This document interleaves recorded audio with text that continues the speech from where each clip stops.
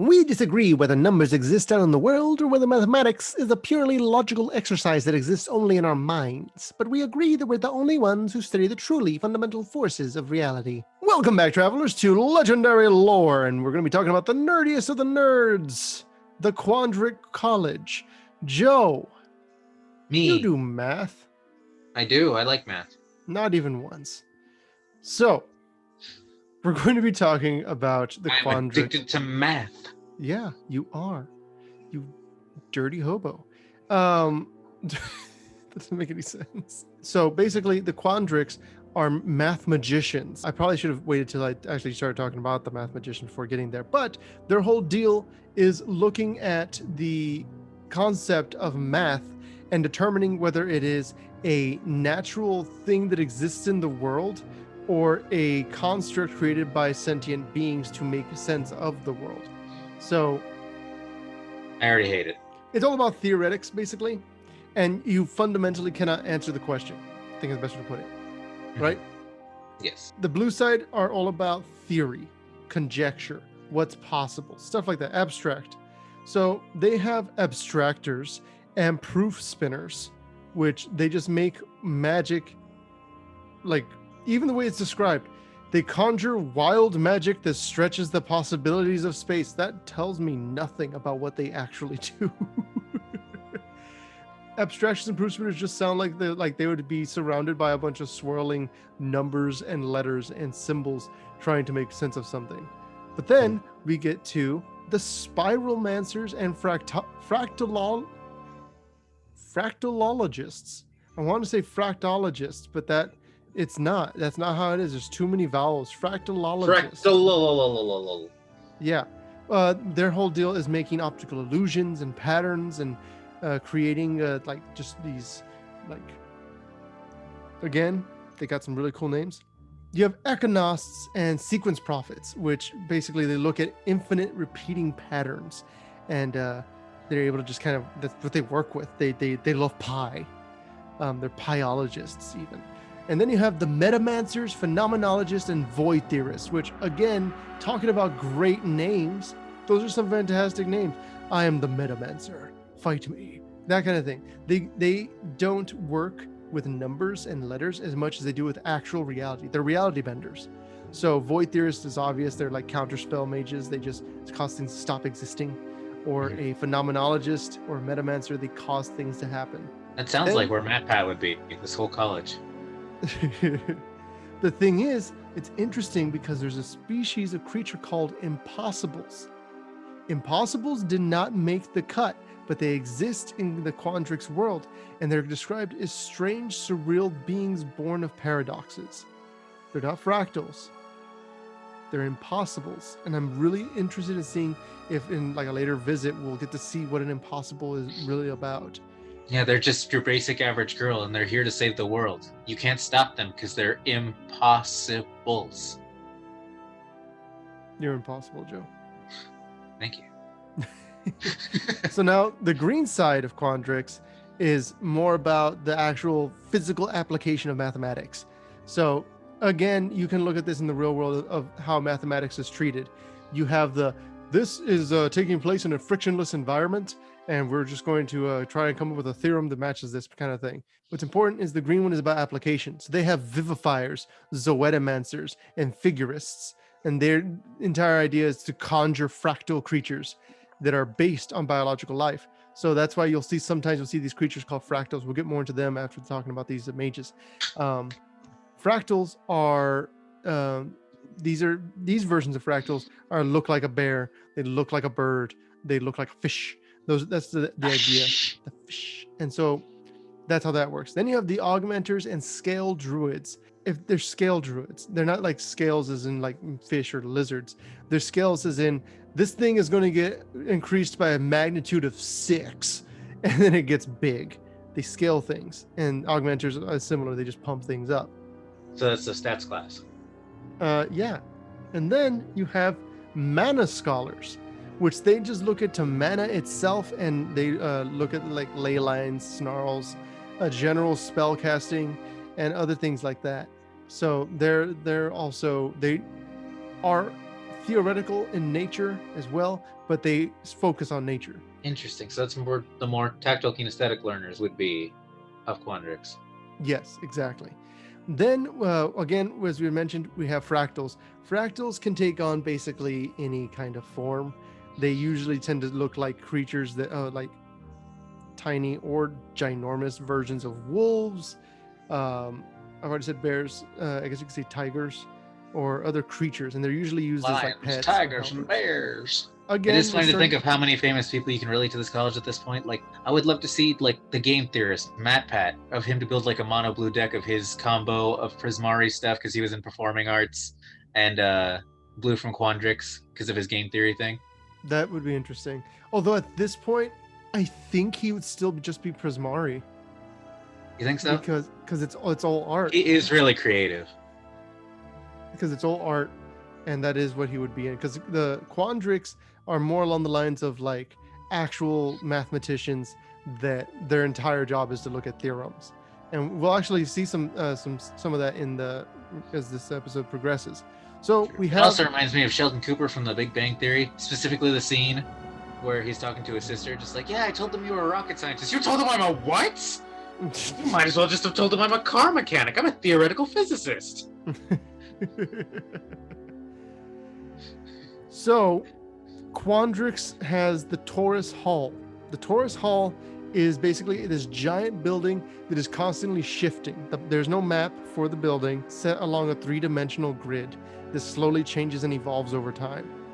And the professors try to tell the students not to stay in one place too long because they could actually get crushed if things change with them inside of them. Then you have the Arithmodrome, which is basically just an area with sculptures made of water, cube-shaped fountains, or aqueducts that are like just water flowing in the air kind of thing. The Arithmodrome itself looks like a giant cube of water, 10 feet on each side. But inside, it's an infinite theory space where the rules of reality are suspended. So that's where the mages go to get their frictionless world kind of deal. Interesting. And obviously that's very blue. Then you have the Cultivarium, which is very green. It's basically just a giant garden of spiraling plants and fractalized animals. And the professors here teach growth spells just so that they can have just giant things everywhere. That's where they teach their growing spells, is in this area. So there's just this wide variety of creatures and such. That's the actual college itself. Now we're going to talk about the deans. And we're going to start off with Kianne. Kianne is the dean of substance. She's the green dean. And her whole idea is finding ways to apply the mathematics, like we've mentioned, to I usually eat those with my mashed potatoes. Green deeds. Yes. Kianne finds a way to apply the math that she finds into the real world around her to improve daily life. And she does not like Imbraham because he's stuck in his imaginary world. Now, you may wonder, Imbraham, what's his deal? He's the dean of theory. So, see, this is a great dichotomy between substance and theory. The whole thing about him is that despite being a dean, he tends to stay indoors. He has apparently not left the chambers that he goes through for years. He has never been outside because he's so engrossed in his trying to solve his theories. And one of the things he does with his classes is he'll have his students try to solve the unsolvable equations and set a bounty. If they can do it, then they'll be able to they'll get like a automatic passing grade kind of thing. And that's Imbraham's whole thing, is he's trying to solve everything. That there's got to be a way to solve these things, like the Vorzani conjecture, which is a famously impossible magical mathematical theorem that, I don't know, maybe someone... Magical, uncontainable. Zimone Wola is a young prodigy, and she was actually accepted early to Strixhaven. Like, she got out quick, and that's why she looks like... That's why she looks so young. Yes. And the reason is because she's basically she's brilliant. She can look at something and immediately understand how to make this particular theorem or pattern or anything unravel. And she's been working on the Vorzani conjecture. which is this like I mentioned before, it's a basically impossible theorem, and she's getting close to finishing it. The problem with this is that the Vorzani conjecture, if you can solve it, you basically have control over all of reality. We're gonna look at what I would expect is a student. They actually don't say if she is, but it seems like she is. Her name is Deekah. She's the fractal theorist, and her whole deal is to create endless sequences like a fractal. And so way she does her thing is she'll give physical form to her theorems, and because of the fact they're fractal, she just continuously makes a variety of things. So like it says here, whenever you cast a copy in instant or sorcery, create a 0/0 token. Then you put X +1 counters where X is the spell's mana value. So she makes, if you cast a 1 mana spell, she makes a 1/1. If it's a 10 mana spell, it's a 10/10. And she just continuously makes these things. And if you copy a spell, then you get multiple copies of those same tokens. And then she makes it where creature tokens are unblockable. She's a really interesting card, but there's so little on her actually about her. As opposed to someone like this professor that we're about to talk about, Adrix and Nev. They're actually two, and they're siblings. They're the twin casters. It mentions they're from the place of Pinzari Isles. Pinzari Isles obviously being where the merfolk are supposed to be from. I like that they're merfolk. I like everything about them. I just not enough to use them as a commander, but they are the blue-green commander. That is true. And they're interesting. They have an interesting effect, and their whole deal is tokens. Once they saved 100 people by predicting the sudden arrival of a rogue tsunami, despite deceptively calm seas, because they had looked at the way the waves were moving and they could see a pattern in the tides and currents that no one else had noticed. That's cool. As a result, obviously they were called on to become professors, and they got permission to teach as a duo, where one uses blue, the other one uses green, and they debate over esoteric mathematical principles. But of course, whenever anyone's in danger or something is about to go wrong, they move in perfect harmony. It's brilliant. I like them. Second to last legendary. He is a little overbearing. His name is Ruxa. He's a patient professor. They're a bear. Oh, he said overbearing because it's a bear. And what's cool is that Ruxa teaches the basics. And that's the whole idea behind them, is they teach basic level courses. And if you think about that, it explains certain things. For instance, there's the 5 colorless spells that have lesson. They're basic courses. Introduction to Annihilation. That they're basic courses that everyone has to learn as they learn what they want to be when they get out of their first year and choose a college. So Ruxa teaches these basic courses, and the card helps with basic creatures like tokens that have no abilities and pumps them up. It's a very interesting idea. It's like really self-explanatory, and it's a bear. So because he's a bear, he actually boosts the majority of bears in Magic, because a lot of the term bear is actually used to just refer to a 2/2 for 2 that with no abilities. So yeah, it's really interesting. The bare necessities. The simple bare necessities. I felt like there was a bit that actually talked about Ruxa teaching people the necessities of the building blocks of teaching things, but it doesn't seem to be here. And now the last thing. The last one's pretty simple. Its name is Esix. It's the Fractal Bloom. It's the legendary fractal, and it was created because some Quandrix students were trying to to solve an infinite equation, and they accidentally create Esix, which is a living theorem obsessed with infinity.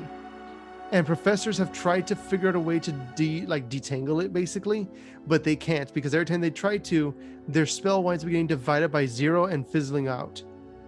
And Esix doesn't even pay attention to them because it's so focused on trying to solve that infinite equation that created it. That's amazing. That's its entire existence. That's all it exists to do, is to try and solve this equation. I like it. And that is going to do it for this episode. We have this is the last one as far as the actual colleges are concerned. If anyone would like to, they can say what college they would be a part of. And of course, just the general, I hate math. I don't like Quandrix, but it's got some really cool cards. Next The next time we have this legendary lore, it's going to be focused more on the story bits, like actual like articles. So we hope you guys stay tuned for that, and leave a like a subscription so that you'll be able to actually see when they go up, Tuesdays and Thursdays. Joe, any last words? Am I gonna die? Have I wasted my last words?